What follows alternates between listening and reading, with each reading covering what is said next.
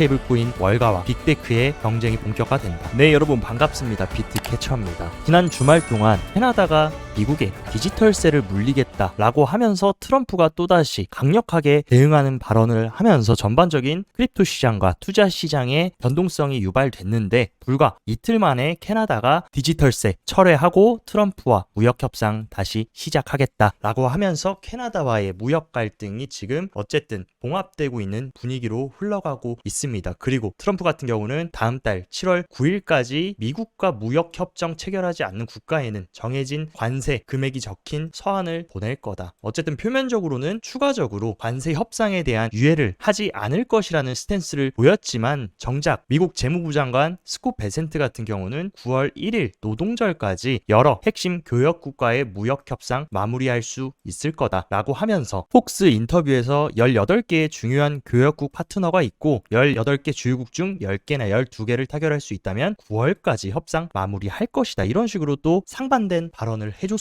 그러면서 이어서 중국과 단절은 원치 않고 관세 완화는 전략적인 조율을 앞으로 하겠다. 더욱더 서로 대립하고 극단으로 치닫는 흐름보다는 최대한 완화적인 스탠스를 보여주겠다. 어떤 패턴입니까? 트럼프가 먼저 강력하게 발언해가지고 친 다음에 그 뒤에 스콧 베센트가 나와가지고 조율하고 완화적으로 풀어나가는 트럼프 행정부식 관세 조율이 현재도 진행이 되고 있는 상황이다. 그러나 어쨌든 단기적으로 볼 때는 7월 9일까지 트럼프가 공식적으로 얘기한 유예기간 마감 시한인 9일까지는 명확한 지금 교역국들 간의 협상 윤곽이 확실하게 나온 것은 아니기 때문에 계속적으로 관세 부분 트래킹 하시면서 당분간은 예의주시해야 될 이슈라고 생각합니다. 그리고 지난주 금요일에 발표됐던 PC 개인 소비 지출 물가지수 같은 경우는 헤드라인 같은 경우는 예측치에 부합하는 결과가 나왔지만, 근원 PC가 MOM과 YOY 모두 예측치를 조금 상회하면서 물가가 다시금 재점화될 수 있는 불확실성이 커졌습니다. 그럼에도 불구하고 어쨌든 지금 7월 달에 금리 동결 확률은 더욱더 높아지는 상황은 아니고 그대로 유지가 되고 있는 상황이고, 반대로 9월 달에 금리 인하 확률은 87%로 거의 지금 확실시 되고 있는 상황이다. 제가 봤을 때 이러한 단기적인 흐름과 윤곽 같은 경우에는 이제 7월 초에 다시금 연준 파월 의장의 연설이 예정되어 있습니다. 그렇기 때문에 여기서 파월이 어떤 식의 발언을 해주느냐, 이전 의회 청문회에서는 기존 FOMC보다는 조금 완화적인 스탠스를 보여줬는데 그러한 스탠스를 계속적으로 유지를 해줄지 아니면 다시금 PC를 들먹이면서 완강한 태도를 보여줄지, 이 부분도 우리가 지속적으로 주목해야 될 부분이라고 생각합니다. 그리고 트럼프의 전례 없는 세금 감세안인 BBB 법안이 미국 상원의 첫 관문을 통과했고, 해당 법안 같은 경우는 대놓고 트럼프가 재정 지출을 엄청나게 늘리겠다. 왜냐하면 세금을 감면한다 라고 하면은 세수가 당연히 줄어들게 될 것이고, 세수는 없는데 지출은 나가야 되면 미국은 더 많이 부채를 발행해가지고 자금 조달해서 재정 지출을 늘리겠다. 그렇게 되면 어쨌든 간에 단기적으로는 좋은 소식일 수는 있어도 장기적으로는 안 그래도 미국은 지금 어마어마한 막대한 부채 문제에 시달리고 있는데 이런 것을 더욱더 가중시킬 수 있다라는 비판이 나옵니다. 하지만 크립토 시장 관점으로만 놓고 봤을 때는 미국의 부채가 계속 상승한다라는 거, 결국 달러의 위상이 점점 떨어지고 구매력이 약화되는 그러한 현상으로 발현될 것이고, 오히려 비트코인이 장기적으로 수혜를 받을 수 있는 게 바로 이 트럼프의 BBB 감세안입니다. 그리고 트럼프는 최근 소식에 따르면 비트코인이 달러에 대한 압박을 많이 덜어주며 우리나라에게도 좋은 일이다. 개인적으로 생각했을 때 트럼프는 비트코인을 계속 밀어주고 있는 이유, 이런 식으로 어마어마한 감세안으로 재정 지출 더 늘리고 부채 상승한다라고 해도 결국에 그런 것들을 해지하기 위해서 지금 이 비트코인 시장을 키우려는 것이 아닌가, 이러한 지금 큰 그림을 트럼프 정부가 보고 있을 가능성이 저는 매우 크다고 생각합니다. 그러면서 트럼프는 덧붙였던 말, 미국이 가상자산 키우지 않았다면 지금쯤 중국의 세상이 됐을 것이다. 그렇기 때문에 기술 주도권 다른 나라에 절대 넘겨줄 수 없다라고 얘기하면서 중국 때문이라도 더욱더 이 크립토 시장을 집중하고 미국이 패권을 유지하기 위해서 더욱더 밀어주는 방향성을 장기적으로 가져갈 것으로 생각됩니다. 그리고 트럼프 일가의 월드 리버티 파이낸셜 같은 경우는 지금 런던의 헤지펀드부터 홍콩의 대형 패밀리 오피스와도 파트너십을 확대하면서 특히나 트럼프 일가가 주도하고 있는 스테이블코인 USD1은 일일 거래량이 테더와 서클에 이어서 3위에 위치할 정도로 굉장히 적극적으로 활용이 되고 있습니다. 했습니다. 트럼프 본인의 가족들이 하고 있는 이 스테이블 코인 사업의 번영을 위해서라도 트럼프는 더욱더 이 크립토 시장과 스테이블 코인 시장을 적극적으로 밀어주고 중국의 패권을 뺏기지 않기 위해서라도 친화적인 움직임을 그의 임기까지는 가져갈 것으로 생각됩니다.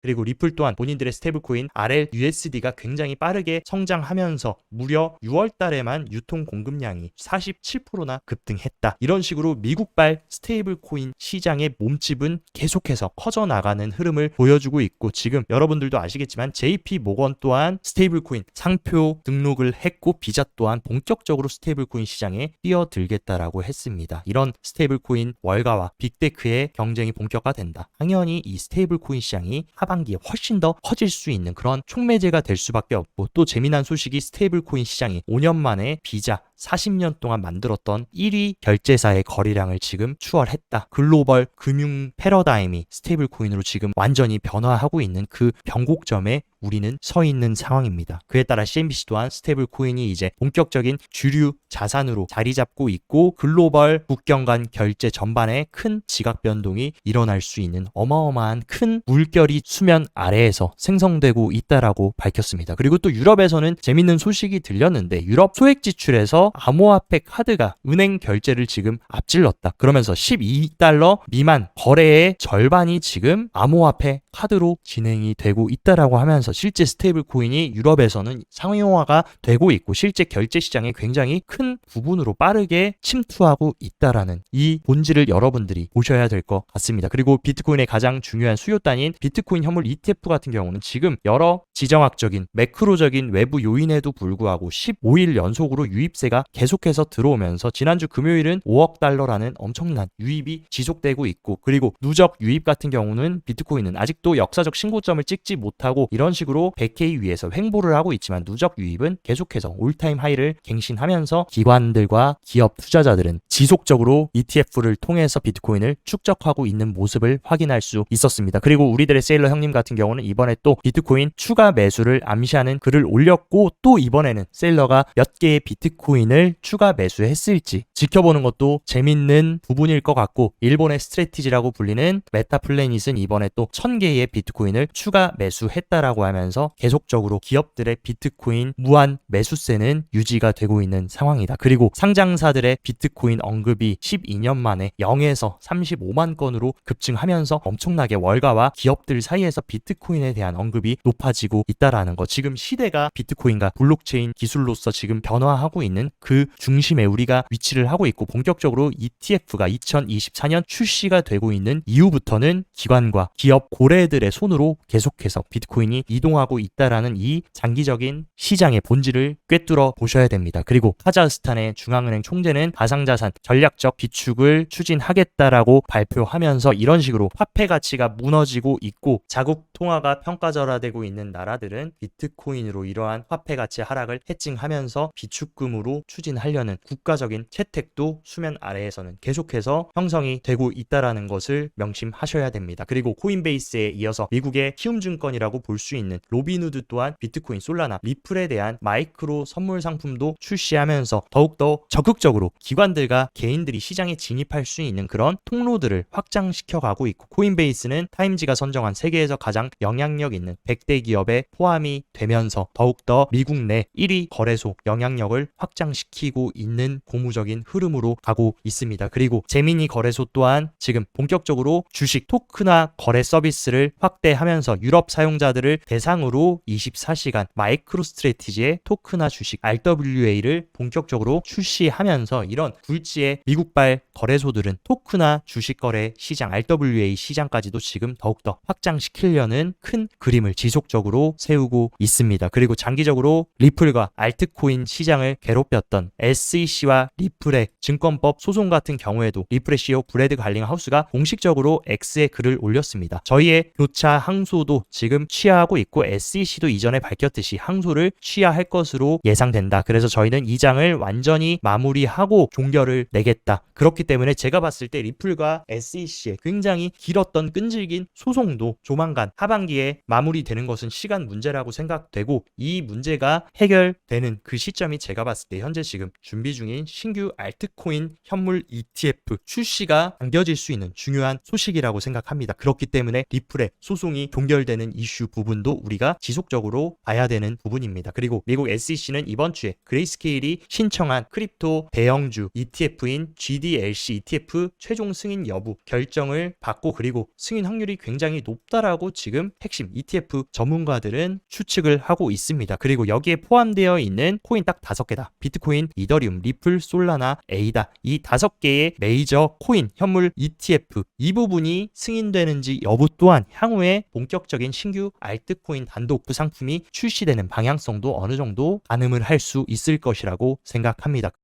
비트코인 온체인 데이터의 흐름도 체크를 해보자면 비트코인 현물 ETF와 마찬가지로 주간 유입을 보면 지난주에도 어마어마한 디지털 자산 펀드 유입이 들어왔고 무려 11주 연속으로 계속해서 유입이 들어오고 있다. 그리고 또 재밌는 부분은 비트코인 뿐만이 아니라 이더리움에도 의미 있는 유입세가 계속 들어오고 있고, 이러한 유입세는 지금 어디서 발생되고 있습니까? 미국에서 지금 독점적으로 어마어마한 디지털 자산 펀드 매입이 이루어지고 있다라는 거. 개인들은 팔고 관심이 없고 떠나고 도망가고 있지만 그들은 다음 챕터를 위해서 계속해서 준비를 하고 있다라는 것을 알 수 있습니다. 그리고 비트코인이 최근 여러 가지 외부적인 매크로 이슈로 박스권에서 지루한 변동성 장세를 보였지만 미국의 기관발 수요라고 볼 수 있는 코인베이스 프리미엄은 계속해서 양수권에 위치하면서 미국 기관 투자자들의 수요는 유지되고 있다라는 것을 계속적으로 보여주고 있고, 반면 비트코인의 실질 수요 같은 경우는 지금 이런 식으로 음수권으로 돌아서면서, 보통 이렇게 음수권으로 돌아섰을 때가 어느 시점이었습니까? 과거 엔캐리 트레이드 조정 당시에 바닥권, 그리고 최근 관세 쇼크로 인한 조정 당시에도 이런 식으로 수요가 음수권에 위치했다. 지금 자리도 뭡니까? 비트코인이 저평가되어 있는 구간이고, 물론 추가적인 변동성은 있을 수 있지만 지금은 우리가 팔고 도망치고 손절을 할 때라기보다는 오히려 저평가 구간에서 기회를 봐야 되는 구간이라는 것을 보여주고 있습니다. 그리고 비트코인 차트 흐름도 체크를 해보자면, 일단 제가 중요하게 말씀드렸던 이 수렴 상단부를 어쨌든 주말 동안 여러 이슈들이 있었지만 돌파를 해줬고, 지금 현재 저항을 받고 있는 구간은 바로 직전 고점이었던 109K의 저항을 받고 이 수렴 상단을 지금 리테스트를 하고 있는 모습입니다. 그렇기 때문에 오늘 일봉 종가로 이 수렴 상단을 리테스트를 잘 맞춰주는 것이 중요하고, 만약에 추가적인 눌림이 나온다라고 해도 이 수렴 하단과 지금 20일과 50일 이동평균선이 하단 지지에 위치하고 있기 때문에 대략적으로 105K 구간만 크게 일봉 종가로 훼손하지 않는다라고 하면 저는 충분히 지금 상승 모멘텀으로 분위기가 바뀌었다라고 개인적으로 보고 있는 상황입니다. 그리고 스위스 블록이 발표한 핵심적인 지금 하단 매물대도 말씀드렸던 104K, 105K 구간의 대형 매물대가 지금 지지로 위치하고 있기 때문에 이 105K만 큰 폭으로 훼손하지 않는다고 하면은 충분히 지금의 좋은 흐름을 유지해 줄 수 있지 않을까라고 생각합니다. 그리고 많은 분들이 고민하시는 지금 알트 시장 어떻게 흘러갈까, 이 부분에 대해서 고민이 많으신데, 어쨌든 도미넌스 흐름 같은 경우도 고점을 찍고 나서 3일 연속으로 음봉 이후에 오늘은 다시금 양봉으로 회복을 해주는 모습을 보여주고 있다. 하지만 완전히 우리가 알트장이 올 수 있다라고 판단을 하려면 지속적으로 지금 지지를 받았던 이 상승 트렌드 라인을 확실히 도미넌스가 깨주면서 추세를 반전해주는 게 중요하다라고 생각합니다. 그렇기 때문에 그 전까지는 알트코인은 여러분들이 당분간 조금 신중하게 보셔야 되지 않을까라고 생각이 들고, 알트코인 시총 차트인 토탈 3 차트 같은 경우도 굉장히 중요한 지점에 위치를 하고 있습니다. 일단 최근 지속적으로 저항을 맞았던 하방 트렌드 라인을 지금 돌파 후에 리테스트를 맞춰주고 다시금 상승하고 있는 상황이고, 오늘은 이런 식으로 음봉을 만들어줬지만 지금 현재 중요한 하얀색 200일 이동평균선 지지 여부를 테스트하고 있는 상황. 그렇기 때문에 이 200일 이동평균선을 토탈 3 차트 같은 경우도 확실하게 지지해준다라고 하면 본격적으로 이 200일 이동평균선을 기준으로 돌파했을 때는 굉장히 큰 알트 랠리가 나왔던 만큼 이 구간을 확실하게 지지해주는지 그 여부를 잘 체크하시면 좋을 것 같습니다. 그리고 이더리움도 지금 어쨌든 지루한 횡보세를 이어가고 있지만 이더리움의 누적 주소수는 엄청나게 늘어나면서 해당 구간에서 엄청난 이더리움 고래들의 매집세가 이어지고 있는 부분도 하반기 우리가 이더리움 기대해봐도 되지 않을까라고 생각합니다. 그리고 현재 지금